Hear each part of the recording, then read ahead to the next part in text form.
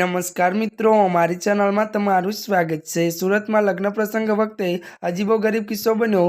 શહેરમાં જમવાનું ખૂટતા ત્યારે વરરાજા જાન લઈને પરત ફર્યા। લગ્ન કર્યા વગર જાનૈયો જાન પાછી લઈ જતા હતા ત્યારે કન્યા પક્ષ પોલીસ સ્ટેશન પહોંચ્યો અને મામલામાં દરમિયાનગીરી ત્યારે કન્યા પક્ષે વરાછા પોલીસ પંથકનો ત્યારે સંપર્ક કર્યો। પોલીસના સમજાવ્યા બાદ જાનૈયો પાછા આવ્યા અને પોલીસ પંથકે ફરી વાતે ગાતે જાન કાઢવામાં આવી। શહેરના વરાછા વિસ્તારમાં લગ્ન પ્રસંગમાં અજીબ ઘટના બની છે। વરાછામાં ત્યારે રહેતી એક યુવતીના લગ્ન ગઈકાલે એક યુવક સાથે લગ્ન થયા હતા ત્યારે જમવાનું ખૂટતા જ જાનૈયો માથાકૂટ કરવા લાગ્યા। કન્યા પક્ષના વડીલોએ વર પક્ષના જાનૈયોને સમજવાનો ત્યારે ઘણા પ્રયાસો કર્યા પરંતુ વટના માર્યા જાનૈયો કોઈ વાત માનવા તૈયાર ન થયા અને લગ્ન મંડપમાંથી લીલા તોરણે જાન ભાગી ગયા।